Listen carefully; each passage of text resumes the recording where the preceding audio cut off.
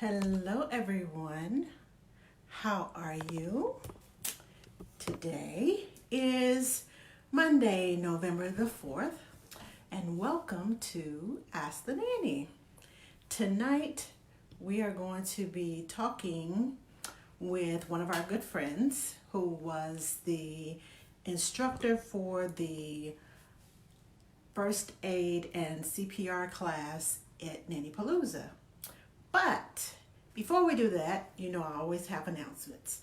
Okay, so next Monday is Veterans Day, and I will be spending some special time with my special veterinary. What is my brain? My special vet, my special veteran, my husband, um, who was an Army Ranger. So, yeah, I'm going to be doing something special with him that day. But on the 14th, we have a special guest. I'm going to have a special Ask the Nanny that week. It was the only time I could schedule her in. Dr. Woody is going to be here, and she's going to talk to us about mental health. It's that time of year, and I know there's a lot of things that are going on, and we want to catch it early. There's a lot of depression that goes on this time of year. This will be my first Thanksgiving without my dad. He has spent Thanksgiving with me. Oh, I can't even remember when I haven't spent. The last few years, I know for sure we've always been there for Thanksgiving. And so this is going to be a trying time for me. But we're going to talk to Dr. Woody. She is a psychologist, and she is going to give us just talk to us about mental health awareness. And I will have someone coming on December the 2nd who's going to give us some tips about handling holiday depression and emotions and things during the holidays. Anyway, so we're definitely going to get into your okay, so I don't know why I cannot see anything. Oh, there it is. Okay, so I couldn't see any comments. So that's going to happen on the 14th, and then the day before that, which is a Wednesday, the 13th, the U.S. Nanny Association is having a webinar with Glenda Probst. You all know her from Nanny Transitions. So we are going to have, let me scoot this over a little bit so this won't be in my face. We're going to have a webinar with her about professionalism, what every nanny needs to know. So if you want to find out some more about professionalism and how to approach your nannying style, approach families, interviews, things like that, be sure to watch it. It's going to be at 8 p.m. Central Standard Time from the U.S. Nanny Association page on Wednesday, the 13th. Okay, I see Karen is here, so I'm going to bring her on, and let's see. And if you're on, please share, please share, please share. Hi, Kate, Emily, Kate. Hi, April, and hi, Karen. Let me see if I can get Miss Karen on. Okay, it says it's adding her. Adding. Okay, so I'm gonna monitor from this phone because I'm doing this horizontal. All of these comments are gonna be in my face and I can't see. So I'm gonna monitor from I love the red hair. So cool. Can you hear me? I can hear you. Can you hear me? Yes. Okay. I took the phone case off because no one else can hear me when I put my waterproof case off. So I'm making sure. All right. So I'm going to turn this on my phone so that I can monitor, if I can get it to act right. So I can monitor myself and monitor the comments, because otherwise all the comments are in my face right here. Okay, let me turn the volume down. And I'm going to swipe left. Now, can you see me? I can see you. Yay! So, how are you? I'm good. How are you?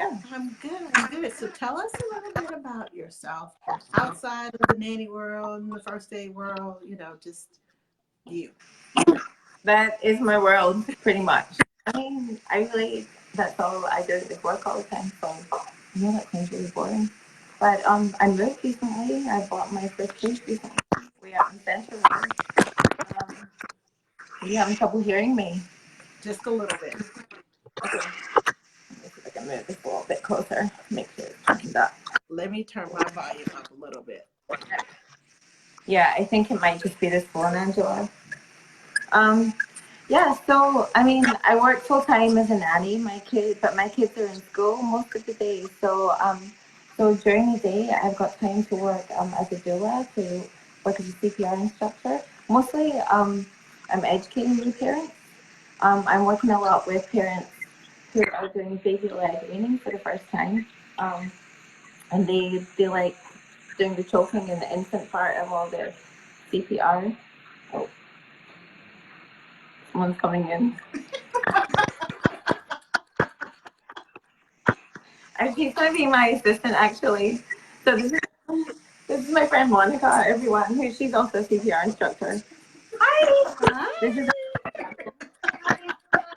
I love the she's way you were sneaking in the door. evening. So we're doing some of the CPR stuff. Yes. So, so anyway, Angela's asking me what my life is outside of work. Oh my goodness, what is your life outside of work? What is that? So yeah, so I think we're all a little bit like that. Our work outside. Hold on, let's get this back. Yeah, now, there we go. That's better. Okay, can you all still hear me? yep. Yes. Okay. Hello, Mitches, and Susan, and Leanne, and uh, Daisy, and Laura. So, I think I got everybody that was watching. As I said before, I'm putting I'm monitoring the comments so they won't be scrolling right across here in my face, so I can see and do all that good stuff. So tell us, I know you mentioned about parents doing baby-led weaning Mm-hmm. and learning. Why is it important for not just the nannies, but for families, mama and daddy, and possibly if children are old enough to learn CPR first aid? Because you're probably never ever going to use CPR on a baby, on an infant. Realistically, you're going to use that on an older person. But the one thing that I hear universally with nannies is choking. Almost every nanny or childcare provider or anyone who's around kids for any portion of their life is going to perform the Heimlich maneuver or just even the back flap. They do it a little bit differently on a baby. So one. Hi, baby. So I'm going to show you how to do that. And then I'm also going to show you, with Monica's help, how to perform choking. We don't have a child here, but how you would perform choking. If someone was choking, how you would perform those life-saving maneuvers on someone who is choking, you wouldn't choke them. Okay. So is that one of the questions? I don't see Yes, anything I was coming across. asking why is it important for Baby, I mean, with baby like me, it gives parents a little bit more confidence if they know what to do, and there is a good chance that their baby might choke. So you need to know what signs to look for when they're choking. If they're coughing, you just observe. You don't do anything, and that can be really really hard for parents to do. You don't want to go up and start hammering on a baby's back. exactly. If they're coughing, they're fine. If they start making any kind of high pitched whining noises or gasping noises, or if they start turning blue at any point, that's not good at all. Um, so for all intents and purposes for the Red Cross, an infant is a baby up to a year of age, which is a little bit older than what you and I are used to calling an infant. The first thing you're going to do is you're going to make a C shape and cup their arms. You're going to have an arm and leg over each side of your body. I don't know if you can really see this. But you would have the infant facing downwards so that everything is going down, and you're going to take the heel of your hand. I'm not really doing this properly. I'm just kind of trying to do this so you can see. You're going to take the heel of your hand and do 5 black blows in the center of their, it would be the center of their chest, but it's on their back. 1, 2, 3, 4, 5. You're going to take this hand and make it into a C and just flip them around again. They're going to be facing downwards. So you never, ever, ever perform the Heimlich on a baby. You're going to take 2 fingers, the same way that you would as if you're going to perform CPR. You're going to go across the nipple line in the center of the chest and press down 5 times here. 1, 2, 3, 4, 5. And hopefully something will come out. If it doesn't, you just keep repeating that over and over and over.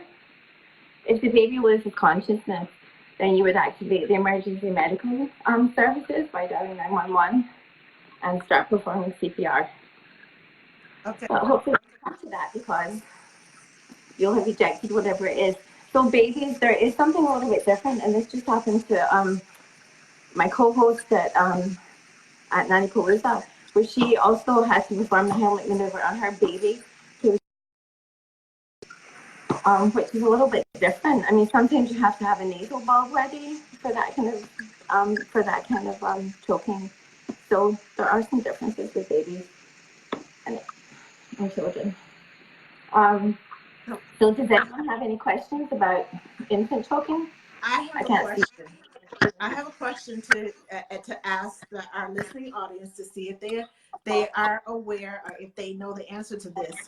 What is the reason you tilt the baby downward? So that everything.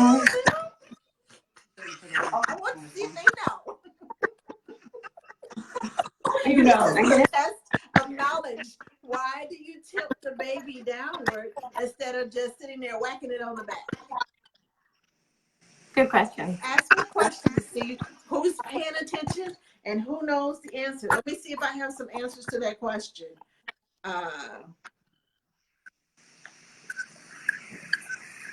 Said that you cut out. Is she still here, Susan? It says you cut out. Hi, Emily. How are you? Yes, Susan got the right answer. Gravity. Gravity helps, yes. because gravity will bring it sliding down. If you're sitting there whacking the baby, it's just going to go down this way. Gravity can work for you, or it can work against you. You want it to work for you when a child is choking. Now, you do. Was she right? Are we right? She's right. Okay. I thought so, but I was like, hold on, let me make sure. So, no. And everything's coming. Yes. So, okay. Now, my next question for you was, how often do we need to be recertified? I know. Through Red Cross, you have to be recertified every 2 years. There's other programs that you can do that will recertify you maybe for 3 years. I don't recommend that. I know that if I don't use it, I'll lose it. And you also should never, ever, ever just do an online certification course. You're building up muscle memory when you're doing the online portion. And I would say 9 times out of 10, if you haven't taken a course in a while, the students that I'm teaching aren't pressing down deep enough. You don't realize how far down you have to go. So you need to build up that muscle memory as well as doing the online stuff and all the clicking stuff that I know that you can do. It's just not the same. So hands-on is the best way to figure out this is how far down I need to go in order to save this life. Because if you're just kind of tapping it like this and it's just tap, tap, tap, you're not doing anything. No, and I've had students who are afraid to break their nails, and I'm like, yeah, honey, that's not going to work. Oh my nails! No, my nails! So you do need to do hands-on. You also need to know that, and I don't think they really teach you this in the online courses. If you're giving CPR to an older person, chances are you're going to break their ribs. And a lot of people freak out and stop at that point. You don't stop because you can heal broken ribs. But, you know, once that window is passed, when they're not getting CPR because you're afraid you're going to do more damage than good, then that's not good. You carry on doing that. And they don't teach you that in a lot of the online courses. Another thing that they don't teach you is a lot of the times when you're in cardiac arrest or defib or VFib, whatever it is, you'll lose continence. So these people have usually soiled themselves, so they're wet as well, and that turns people off as well. Those are the people that really need it the most. But the chances of you actually having to do it on a child or a baby that you watch are really, really, really, really slim. It's usually older people. So, But it's good to know. but you will. It's good to know. Um, it's good to know. You'll probably come across, and then most of the nannies that take care of children who have allergies will have training on stuff like Right? Epi-Pen. Yes. Mhm. Yeah, I've never had a child who's had an Epi-Pen, so I've only ever seen the trainers. I've never seen a real one. But my co-host Terza not only knows how to use these, taught me something that I didn't know because she uses EpiPens herself. She's allergic to nuts, and she told me that when they're deployed, it makes the person that you stab it into go blind, which I didn't know, and only to do it in an emergency. It makes them what? You I'm said sorry, I it can't hear makes you. the person that you put it into go. She's actually had to use this on herself, and she said it makes you go blind when you use it. So I've never had to use it yet. But she said that's one of the side effects when you're using it is that you go blind. So you need to be careful when you're using it with people. There's a whole bunch of stuff. But I think you wouldn't just randomly be pulling this out and using this on someone. I Usually, if you're around, have, who I'm has an asking. you're use them. Yep. I have an Epi-Pen. I Mm-hmm. didn't know I could go blind. I've Oh never yeah. had to So you use it, should. but I have an Epi-Pen because I'm allergic to bees. Uh-huh. But I have an Epi-Pen, but I've never had to use it. My last nanny child had an Epi-Pen because she had Mm-hmm. allergies. My son, I think my middle son has EpiPens. My grandson has EpiPens, but I've never had to use them. Oh my gosh. So if Yeah. you're So driving, pull over to the I side. didn't. Don't please try Yes. to get the safety before you. You're driving. Oh my No. gosh. People often don't know about these is that you still always have to call EMS because once it wears off, the allergic reaction can come back again. Wow. Okay. So you just taught me something that I did not know. I don't I even learned know how tons I feel about this because you never told me this. no. So there's tons of stuff. I mean, the Red Cross, AHA, they'll teach you the basics, but there's a lot of specialized information you'll come across yourself, just from working with kids that have specific needs. I didn't know that until Teresa taught me it. So yes. Okay, now my brain is racing because I'm like, oh my god, do I want to use everything? It's okay. So it's a temporary blindness when you use it. Yes. Yes. Yes. How long does it And it really, last? it Or really do hurts. you know? I'm sorry. How long does it last? The temporary blindness. How long does it last? So I don't know. We should get Teresa on here. Is she there? I know that she was going to hop in and off tonight. Okay, so No. I'm just sitting here devastated because I'm just like, if I had used that, I just, yeah.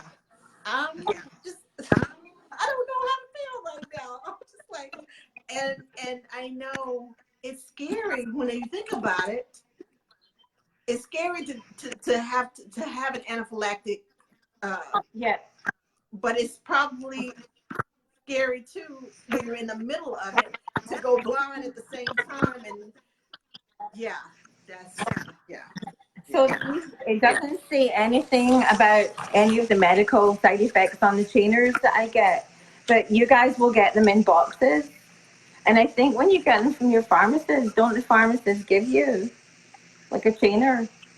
Yeah, it comes Or in a box. It comes in a and box. they But give you a trainer. beg your pardon? Do they give you a trainer with the real one? Give me a. Does the pharmacist give you a trainer with the real Oh one yes, that he gives yes, you? yes. There's a trainer that comes with it, but I've trained and at the doctor's office, and he showed me how to use it. But this was like years ago. But I keep it up because bees everywhere. So I keep Yeah. my prescription up to date, and they do expire. Just so you all know, they do expire. Just like any other medicine, it does expire. But they come with a trainer, and it's a box, and one is a trainer, and one is the actual shot. The little girl that I took care of, she had a trainer. There are different colors for children than they are for adults. So make sure that you check the colors on them because what color was hers? Um, there are. It depends on the age group as to what color it is because it's a certain amount of medicine that's in there, and it depends on your age as to how much you need, and it comes in different colors. So make sure you check the colors of the container that so that you're getting the right dosage of the It'll also say when you deliver a second dose yes. on a you need a second dose. It will say that on a real one as well. Yes, always carry two. Always carry two, just in case the EMS cannot get to you in time. Always carry two in case you need another because they do wear off. Just like Benadryl and any other allergy medicine, they do wear off too. So now, my next question for you, as far as the trainers, the Epi-Pens. Mm-hmm. I want to see who knows this. Where do you insert the Epi-Pen? Where do Oh, you good use question. it?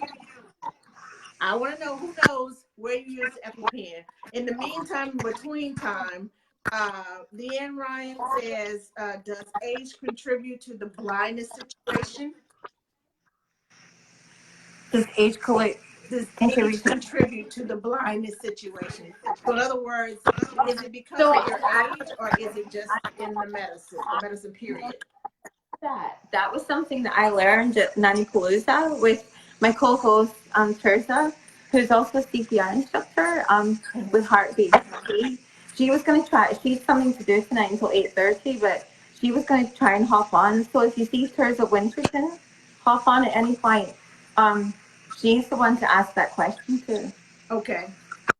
She's the one who has had to use this on herself, and was really adamant about only using it in an emergency. Yes. She will hurt you. Okay.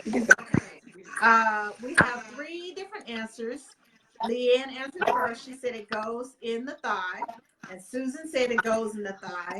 And Nanny Kim says it goes in the thigh. Are they right? It goes in the thigh. It goes in the outer thigh. In the outer thigh. Yeah. Not the inner thigh, but the outer thigh. Yeah. So, So you would slam it in the side of your thigh. And I used to have all of these circular dots on these bruises, and I used to wonder, why am I only getting them there? And it was from demonstrating like the treatment. So I don't do that. Yeah, honestly, I thought I was so you are damaging yourself with the demonstration. this is how it works. Complot. So yeah, so now I use a pillow. Okay. So now I'm going to turn it over to you and let you ask us some questions and do some demonstrations for us.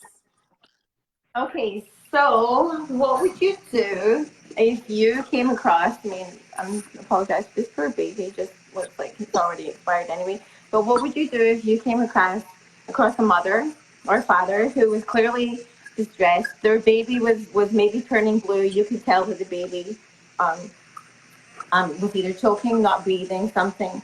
But the mother would not turn over the care of the baby to you. She's hanging on to that baby for dear life. What would you do in a situation like that? Would you snatch the baby away from her? Like, what would you do as far as getting consent and, sticking to the Good Samaritan law? What are your options? Okay, I'm going to repeat your question because you're going in and out. Okay, so Karen said if you came across a parent who was kind of hysterical and the baby was starting to turn blue and they're just kind of sitting there going like this, would you snatch the baby away from them and perform CPR, first aid, whatever needs to be done? Or would you just kind of sit there and look at them and watch them go hysterical? And it's if the parent won't give you consent. If you've identified yourself as someone who's trained in CPR and first aid and asked permission for them to hand the baby over and they won't give you the baby, what do you do? Okay.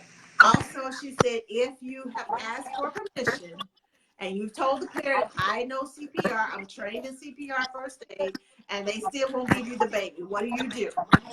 Yes. If the baby's turning blue, mom and dad are going hysterical, and you say, I'm trained in CPR, and they're like, no, you can't have my baby. What do you do? Yeah. Okay, Sherry says, tell her you are CPR certified and you can help.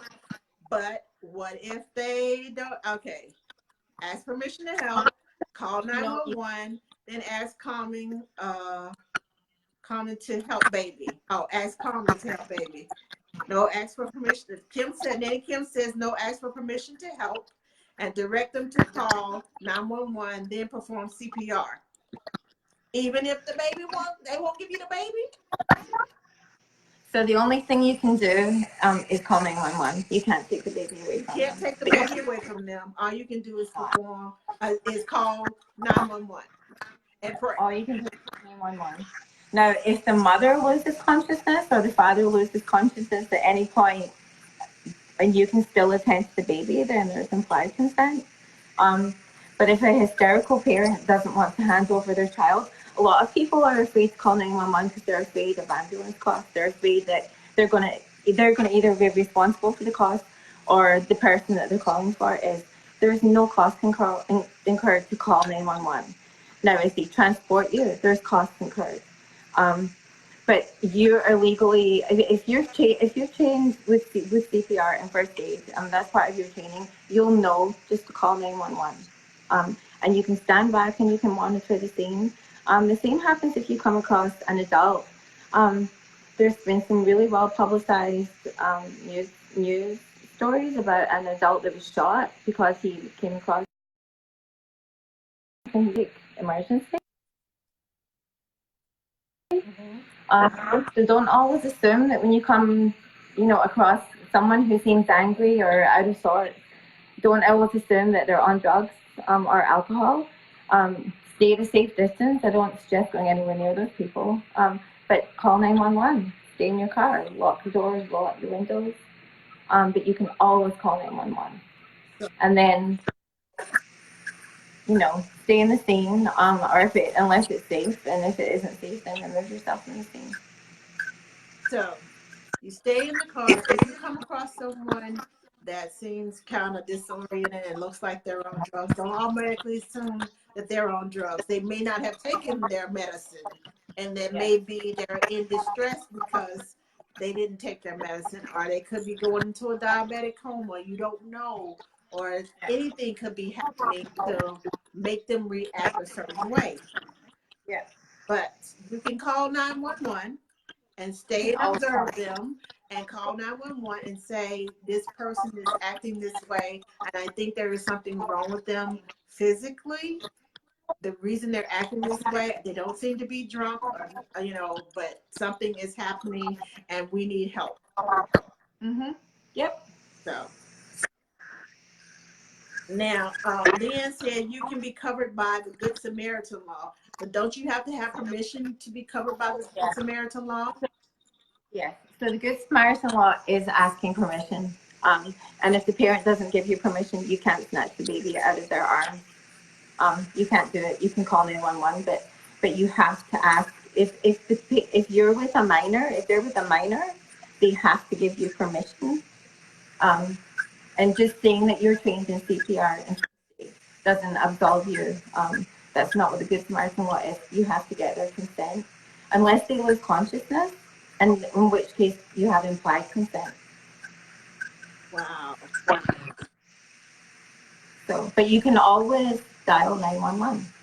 And if you think you're in danger by dialing 911, if someone tries to snatch your phone, get as far away from them as you need to do. But dial 911, and they'll walk you through it. Okay, see, I have a problem with that because the good Samaritan within me, and that being a baby, I may end up in jail. And I'm serious because I can't stand to see children suffer. That's Mm-hmm. just me. And I think that instinct is within all of us.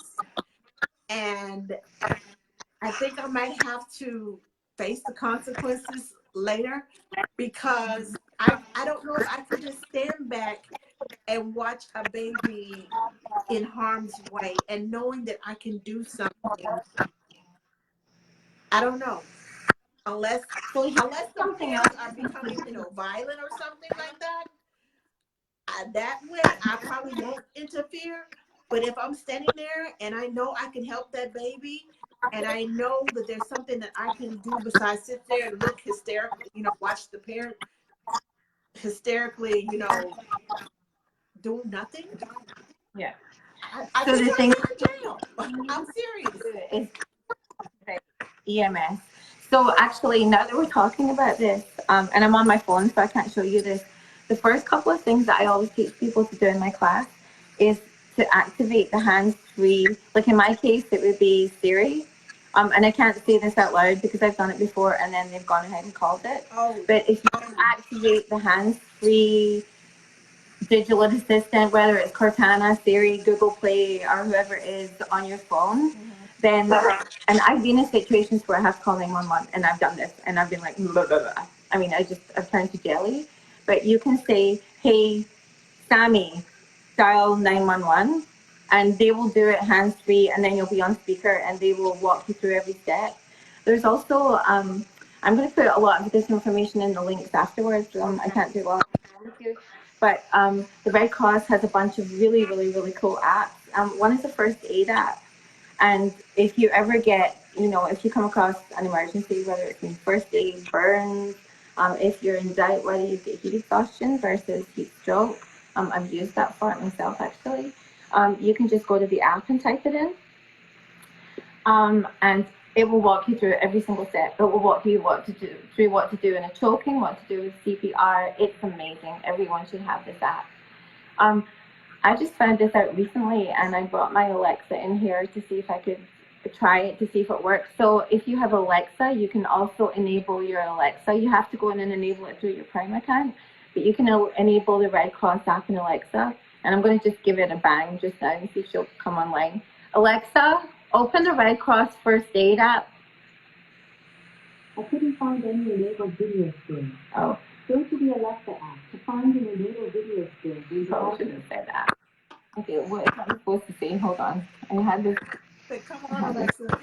Does it work with all the Alexas? The dots and the Yeah. and the I have the Fire Stick. Does it work with the Fire Stick? I don't know. So I have Fire TV. So let's try this again. Hold on. Alexa, enable Red Cross First Aid. Okay, here's First Aid. Welcome back to the Red Cross First Aid skill. If you suspect an emergency, call 911. Okay, Alexa, what would you do for a bee sting? You can get information about a first aid topic by saying its name. For example, you can ask, how do I keep bleeding? Or just say, bleeding. You can also say topics to hear a list of topics I can help. Kind of wordy. If it was a real emergency, I probably wouldn't rely on this. But stop. Okay, anyway. I was trying to... Hi. Anyway, so you can keep your skills up. I do think if you don't use it, you absolutely lose it. So it's kind of cool to have this app on your phone. I don't know if you found it. It looks like a little band-aid. And like I said, I can't do stuff.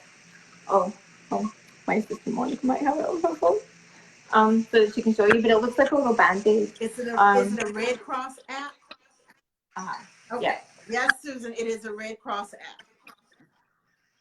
But it's really cool. So you can kind of keep up with stuff. And then if you have Alexa, you can keep up with your skills then.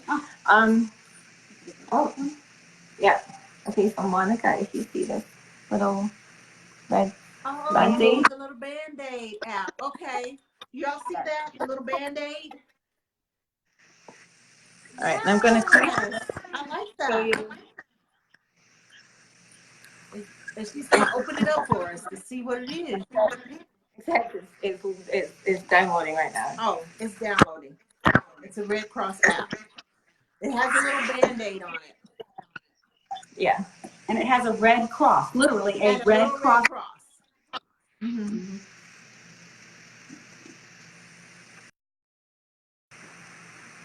Her phone just decided to update all of her apps as soon as I hit that. So, yeah. Okay. So.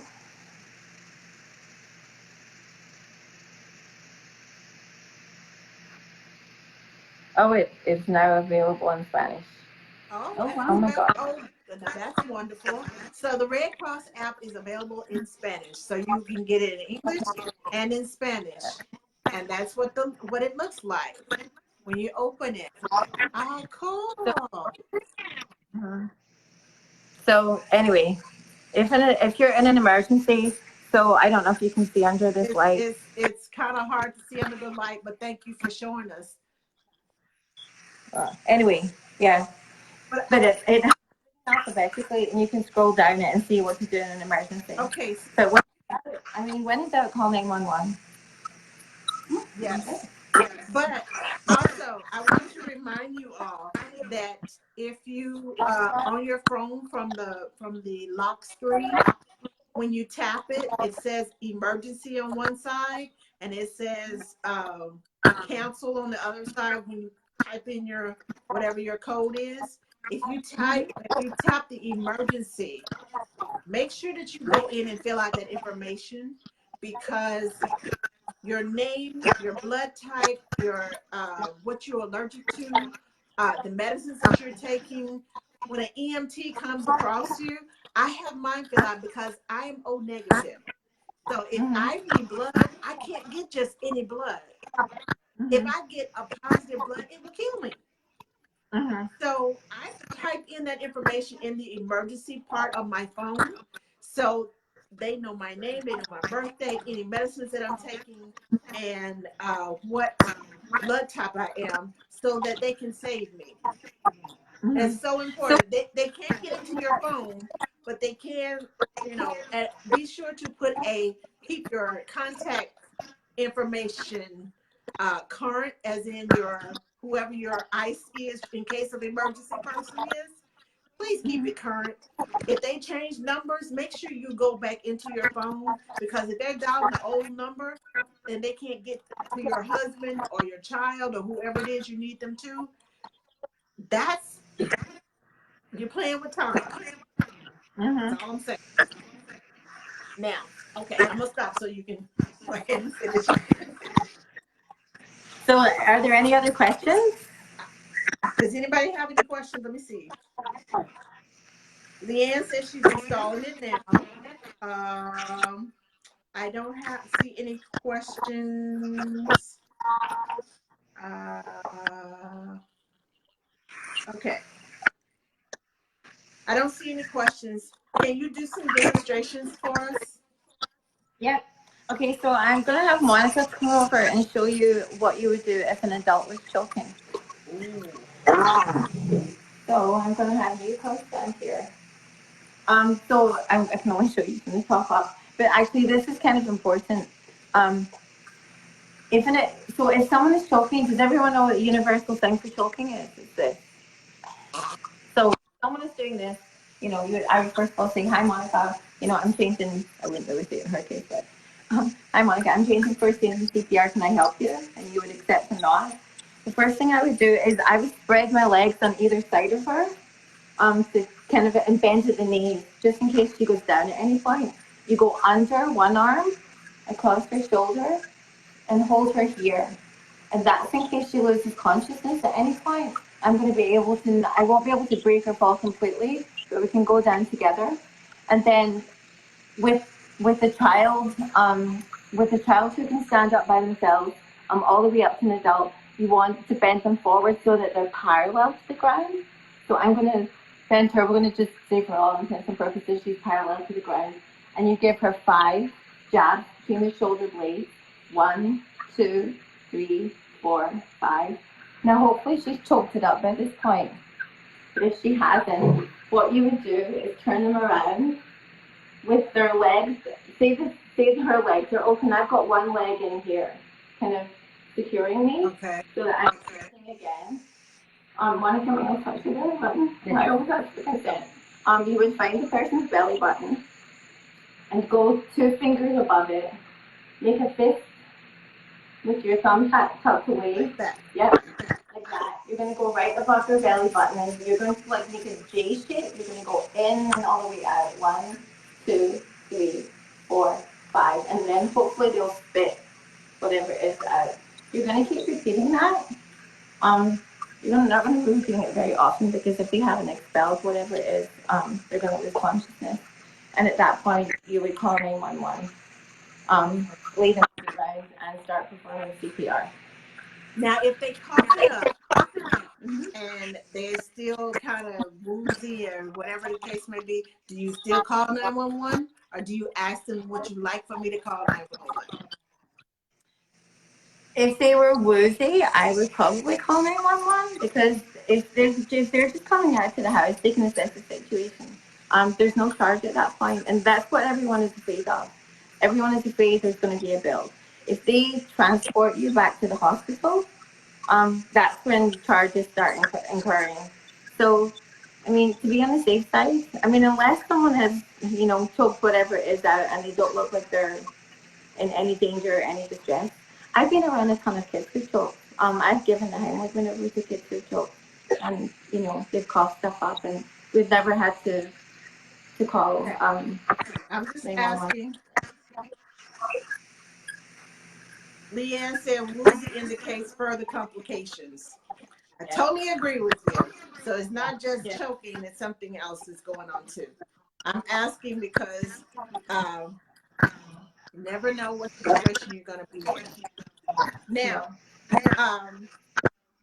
with the baby led weaning, I know a lot of babies are going to are doing that now. I'm totally honest with you. I have worked with a child, only one, who done the baby led weaning, and it scared me to death. And I was like, oh Lord, please don't let this kid choke. Because he would just like gag and was like, and I'm like, the first time I heard that baby led weaning, I was just like, what? yes. It was a one-time gig. It was one time I said, if I can help it, I don't ever want to do this again because this child scared me. It was like everybody was a choke. And I was like, can you cut that out, please? Give that child something smaller. I mean, it's this big chunk and it's in his hand. And he's just like, and I'm like, and they're going to choke. Well, they're not necessarily going to choke. They're going to gag. But that's really, really scary. Watching your child gag is absolutely terrifying. and So, watching somebody else's child. Are the parents that are going through baby led weaning. Everyone wants to know what to do when their baby chokes and gags. I tell you, if I could ever not go through that again, I would enjoy the rest of my life. Trust me. Watching someone else, like I said, I can't stand to see a baby suffer. And to me, him choking and eyes bugging and I'm just like trying to hold, it's like trying to hold back you on the ground trying to hold back a mule.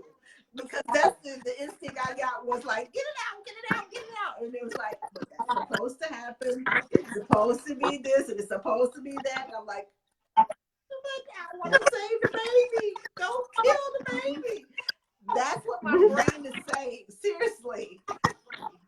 This was like 15 years ago when they just started this stuff, and I'm just like,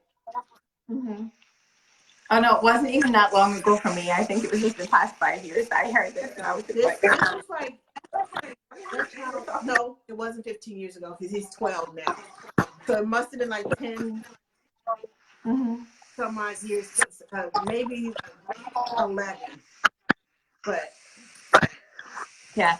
So actually, I'm drinking out of one of these lovely straws just now. Don't give these to your children. Do not give these metal straws to your children.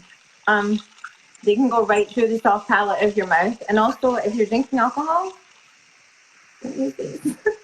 Just make sure, and they'll go right through your mouth. So wow. this is like, Oh, they have a silicone ones now. I've seen those. Yeah. But So I have those.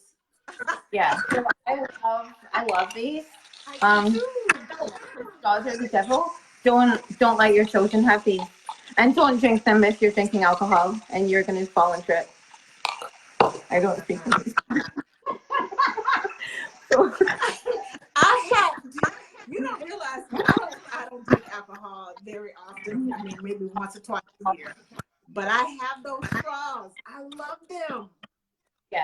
yeah. So if you're gonna give your children straws, give them the silicone ones instead. And if you're gonna be drinking alcohol, you clumsy. You see? Idea. Yeah. Wow. Yeah. I never thought about that. Because they are hard. Yeah. I give them the little flimsy straws. They like to chew on them, and I give them, but I only give it to them. Like the sippy cups have their own special straws in there. It's like this big, and they're rubber, silicone. They're like this big. They come out the top, but they have a longer one down at the bottom. I don't ever give them the long ones because they always go like this, trying to shove it in their mouth. And that one is a lot harder than the flexible one on the top. So, yeah, I totally agree with you, the straws. But I never thought about adults and those straws. No. Yeah. And I have a question, simply because I saw this on someone's page. I'm not sure who the maker is of them, but they're making scissors that have smells on them. Now, I realized I didn't like the ones when they did with the Play-Doh. I don't like the markers that they have to sniff, because you can tell they're always sniffing because they got color all across their nose. But they have scissors now. Children's scissors that you can snip. It's an orange and grape and cherry. And I'm thinking, can you just tell the child, just poke his eye out? Okay. That's the first aid trip waiting to happen. Seriously. They're going to stick it up their nose. They're going to miss the nose and poke the eye. And God forbid they have them wide open and they go like this, trying to smell it. And you leave a big, they got a big scar. They cross their mouth because they are trying to smell the scissors. And children are very, very open to suggestions. My kid's 25 now, he survived this. But when he was about 4 or 5, someone said, don't put those up your nose. He was eating Halloween nerds, and they were purple and green and orange. They were just Halloween colors. I don't know, they were horrible. Next thing you know, my son comes out and his nose is like, and he had all these nerds up his nose, but he was choking on them, like going down the back. Which was, I had no idea what to do in that case. I mean, like, do you stick your finger up their nose? Do you bang them on the back? What do you do? It was really so yeah, don't put ideas in your kids' heads, because they're highly trainable and highly suggestible. Okay, so how did you get him out? Did you blow in his mouth and hold his mouth and blow out his nose? Yeah, we were this was like a good 20 years ago. So I wasn't an instructor then. I did have CPR training, But when you think of choking happening, you know, something that you can see here. These were just tons of little nerdy candies that were like dissolving and going down his throat. And so he wasn't choking to the point where he couldn't breathe, but it was still terrifying, you know. And Wow. There's so much safety stuff that you have to go through with little kids. And all yeah, it takes is one child to plant a seed. yeah. So 2 weeks into, and I don't know, 2 weeks into coming to the United States, I was taking care of a 4-year-old and a 2-year-old, and the 2-year-old had gone up into the jungle gym and taken a break. And all I could see from the kitchen window was him like peering over the edge of the jungle gym with the brick and just dropping it on his brother's head, and just this fountain of blood just spilling out. And so I'm driving. So again, this is 33 years ago now. 33 years ago. So I'm driving to the hospital with the 4-year-old in the front seat with me, because it was a great big Pontiac with a big old hoopty with, like, you know, the front row seat. I'm driving to the hospital with my hand on this kid's head, you know, trying to drive and do all the stuff at the same time. I should have activated EMS. I didn't know then, but yeah, my kids have put me through the ringer when it comes to some of the stuff they've gotten into. Oh my God. Oh, that's just. Mm-hmm. But there are a surprising amount of nannies and au pairs and people who take care of children in general that don't have first aid and CPR training.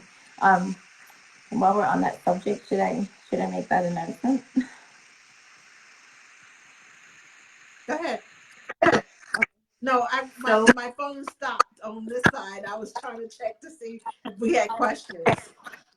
okay, so the announcement that we're going to make is through a joint venture with Apple Baby Concierge and TNC Big Hearted Nannies. We want to make sure that, and I can only do this in my area. You're welcome to fly in and see me or make a road trip, just because it's so hard to transport the equipment.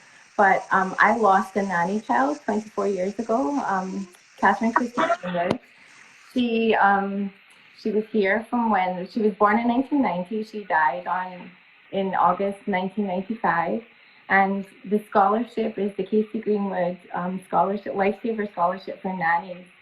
And I'll be providing training for free to all of the nannies in the DMV, which is the area I live, which is DC, Maryland, and Virginia. Anyone who can travel here. I'll be doing classes once a month. I can teach up to 10 nannies at a time. The only cost involved, if you need the actual certification from the Red Cross charges you $30 just for the piece of paper that has your certificate on it. But if you just need the training, then money doesn't have to be an object. I will train you for free because everyone needs to have it. Did So you that was hear our that? Okay, let me repeat what she said. If you're in the DC, Maryland, and Virginia area, and you need CPR first aid training, she will teach it to you for free. Let me repeat that. Free. Yeah. Yeah, so cost shouldn't be Only an thing it issue. will cost you is if you need the card, it will cost you, how much is it, $30? Moment is $30, and I think they're going to increase it by another dollar. So they're updating all of their stuff just now. But at the moment, it's $30 for them to actually issue the card. Like I said, most of the people that I'm training are usually they're either new parents or parents of kids that are going through baby-led weaning, and they don't want the actual physical certificate. So I do most of my trainings for free. Yes. Um, Okay, so if you in the I almost said Dallas metro area, DC, Maryland, and Virginia area, and you have parents, I cannot tell you enough. When you are not there, that parent needs to know how to save their own child. EMT can take forever to get there. If your parents know how to save their child, at least have an inkling instead of being hysterical. and oh my baby, oh my baby, oh my baby. If they can stop being hysterical long enough to administer CPR or just basic first aid to their child, it will save a whole lot, save a lot of lives because they don't know. They require us to have CPR and first aid because we're with kids majority of the day. But a lot of times they don't have No, CPR and first aid. So please encourage your parents, grandparents, because grandparents come in and they take care of the kids while mom and dad take these trips so that they won't have to pay you to come in. Grandma and grandpa, come in and mom and dad go out on a date night and something happens. Please encourage your parents, if you're in wherever you are, encourage them to get CPR and first aid. But if you're in the Maryland, DC, and Virginia area, Miss Tara will train you for free. I will put links and contact information as soon as we get off this call into the comment section so that you can know how to reach out to me. And yes. Okay, so we're getting a lot of comments that I'm how lovely of you, Karen. That's very kind. It's so important. Oh wow, we're free, ladies. Whoever lives there, God bless you. And lovely, so true. Yes, yes, yes. So now, one last demonstration. Okay. What you got for demonstration. So, all right, come on over here, Monica. Me again. Here she is. And thank you for joining us and participating and being a cooperative patient. Yeah, absolutely. We'll demonstrate what you would do to stop bleeding. And I'm gonna maybe we'll do two things because I'll show you how to take off gloves at the end of it. Oh yeah, I love that. I do it when I do pampers. And people look at me like, what in the world are you doing? I said, trust me, no germs and the smell is contained. Okay, so if you've taken CPR training and you come across someone and you're just this is just if you're stopping bleeding, you would assess them, you would identify yourself, make sure that that you've said I'm trained to CPR and first aid, you've got their permission. Thank you so much for being there when I got hurt. Thank you. I want you there. Remember, she's gotten hurt and I've done nothing, by the way.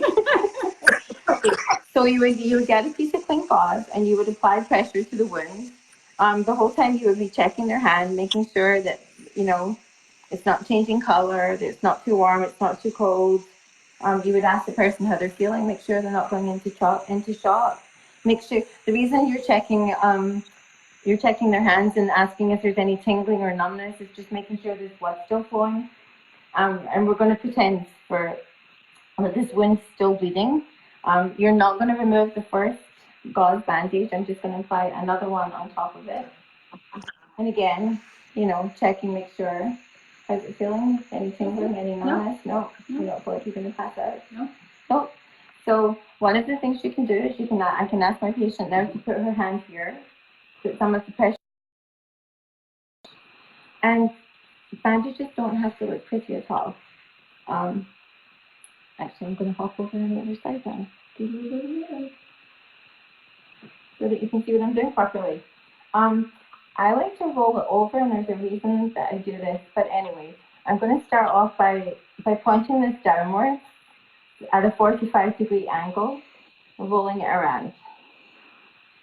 Once you've rolled it around at once, you're going to flip that up to make a little envelope, and all that does is hold it in place so that you can continue rolling it. And all you're really doing is holding the gauze in place. So once you've covered it on either side, it doesn't have to look pretty. You're going to roll this the whole way out. This is the best secret ever. And I'm going to take a finger and divide it in the middle. And tie a knot over the a pretty little bow.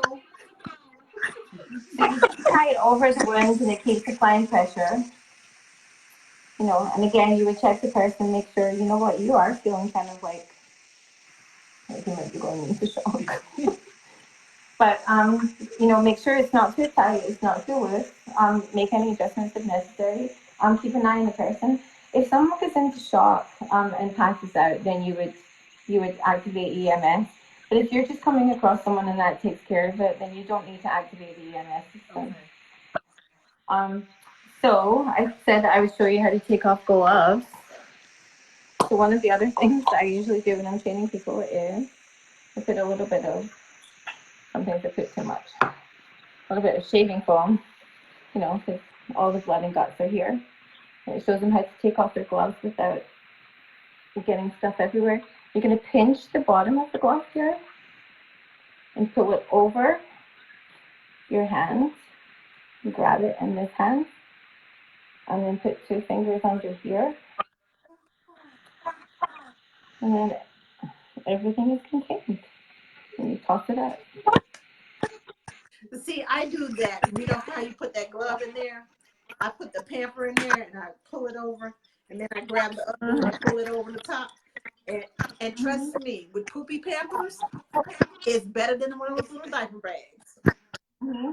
So yeah, it sure is. I work in the church nursery, and the ladies look at me like, "What the heck are you doing?" I said, containing the smell, because we're in a tiny room, and this trash can is not going to get emptied until we leave here in about an hour. So it works well with diapers too. I'm just saying. It works well with diapers. Thank you so much, Karen, for all that you do for the Nanny community. And for those of you who were at Nanny Palooza, whoop whoop. Okay, Karen was one of the instructors at the CPR class at Nanny Palooza. There was a part that we had to take on the computer, and then there's the hands-on part that she's talking about. That's the most important part, because you need to know that you're applying the right amount of pressure. You need to know whether the chest is going in and out, because if you're just blowing, you need to know the head tilt.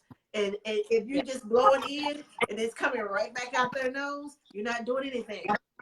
If your chest compressions are not going deep enough, that heart is supposed to go like this.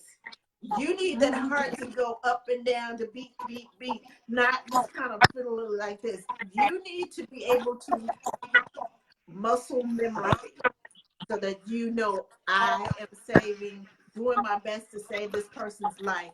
And sometimes we get nervous and we don't do it right. But if you have that muscle memory and it kicks in, okay, she said to do it this way. Okay, let me push a little harder, because I don't see this. I don't feel this. And you look and see, is the chest rising and falling? All of these things are important. And if you don't do them hands-on and you're just doing the computer, you can watch it, but you don't know for sure, well, how far do I go down? You can answer the questions correctly. But if you don't have that muscle memory, if you don't actually do it, when the time comes, you're like, what did that video say? If you do it and practice it, it's liable to stay in your brain. But if you're just watching, it's like watching a movie. You don't remember everything that you see in the movie the first time. But if you do hands-on, your hands are actually in there, and you practice. Practice makes perfect, and practice makes a memory. Just saying. Okay, I'm sorry. Do you have any last minute questions? Any comments? Well, this is one of my favorite things in the whole world, actually. It is a trendy. It's not even from the Red Cross. It's already based on Amazon. But you know what? You can put everything in here. You can download your keys from it. These are, I give these to all of my students. They are, what do you call it? They're the mouth breathing barrier, so that if you do have to give someone CPR, you can use a breathing barrier. That's something that's important. If you come across someone and you don't want to give mouth to mouth, you can do hands only CPR. So you would just continue giving compressions and just not mouth to mouth. The Red Cross website has tons of fun stuff. Like this has a whole PPE bunch of equipment in it. It has gloves. It has the mouth guard. It had something else in it, but I took it out because I also use this for credit cards. It's a fun little thing to put on. But yeah, if you're a nanny, you should absolutely have a first aid kit. And make sure that when you're stocking it, as I was pulling these out of my car and going through it, I realized that half the stuff in it is out of date. So I have to restock it all. So make sure that if you do have a first aid kit, that the stuff in it isn't past its expiration date, especially medications. Okay. Now, is there a list of things that we should absolutely have in our first aid kit? So I mean, have Band-Aids. So I always have these scissors are actually for removing clothing. And I'm pretty sure these didn't come with this first aid kit. I always have the instant cold packs. I love The those. ones that activate. So I have millions of these everywhere. I always have bandages. I just carry my American Red Cross kits around with me. And most people don't have access to these, but I have millions of them. So I always have these. I always have a triangular bandage. I always have like the bigger pieces of gauze and the bigger bandages. I have, what else do I keep with me? I mean, most first aid kits have the basic things with them, but they usually don't have an ice pack. That's something that I would always add to it. What else do I have in this one? Let's see. Do you have sling that goes with it? A little And triangle then sling? I carry, so this is something I I love carry. those things. Because you can go into shock. So I've never had to use this on a human, but I have had to use this on a dog that was knocked over. And the dog was split open, like it should have been bleeding everywhere, but it went into shock. And all of the blood went in, and so we knew to use one of these on it. So where do we get that? Coleman. So this one, I think, I'm not kidding, I think I got it at TJ Maxx or something. Okay. But it's just a first aid kit, and you can just pick up bits and bobs. The American Red Cross store has everything that you could possibly want. It's not always the cheapest. So, like, I get the fanny pack off of Amazon. But this is really, really nice because it's hands-free. Like, when all four of my kids decided it was a good idea to ride their bikes down a hill with that incline to school one year, yeah, I was 10 steps ahead of them with this. And I used it every single day for a week. So, and then you can also like keep all kinds of other stuff in it. And I usually keep something in it because I think one of my kids has taken it out. I usually keep stuff in there to distract kids. And then I have stickers and stuff in it for afterwards. I have taken those Because too. everybody wants a sticker. I was a good patient. Yeah. Yeah. So usually like little squishy, those squishy toys that you get. Yes. So I usually have a bunch of those in there so that I can distract the kids and they can be squishing stuff and, once you're bandaging them up. And then stickers and stuff for afterwards. So keep some stickers and some distractions in your bag. Yeah. And then in your car, just always have a bottle of water because you can use that to clean off most wounds, just pouring water on them. Okay. Okay.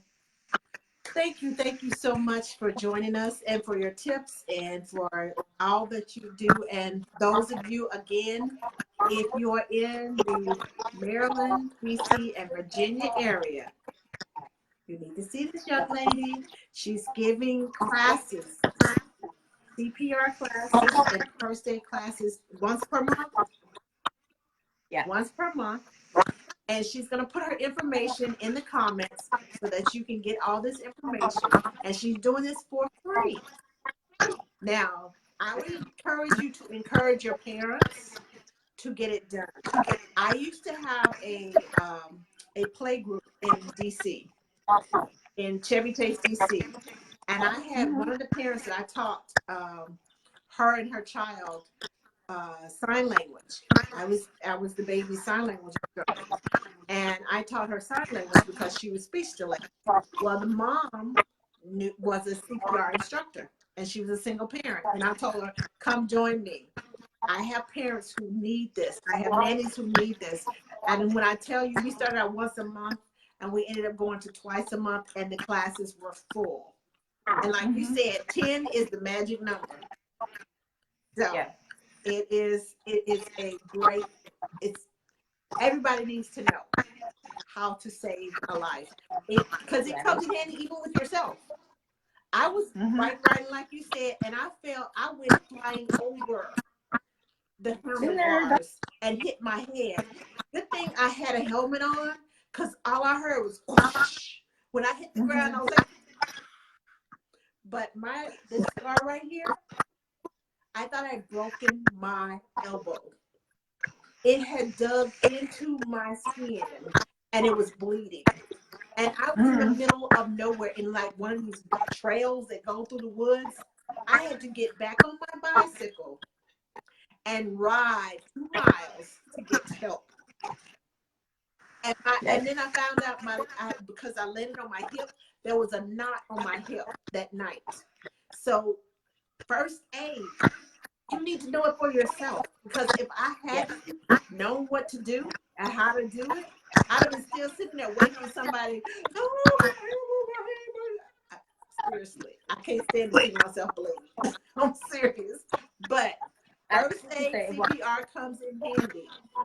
I'm just thankful that I was able to get up and ride back, even in pain. Adrenaline mm, kicks in, and when adrenaline kicks in, you do what you got to do to survive. So, muscle memory. yep. So, anyway, There's some I'm gonna classes. let you go, and I appreciate you, and I appreciate you all watching tonight.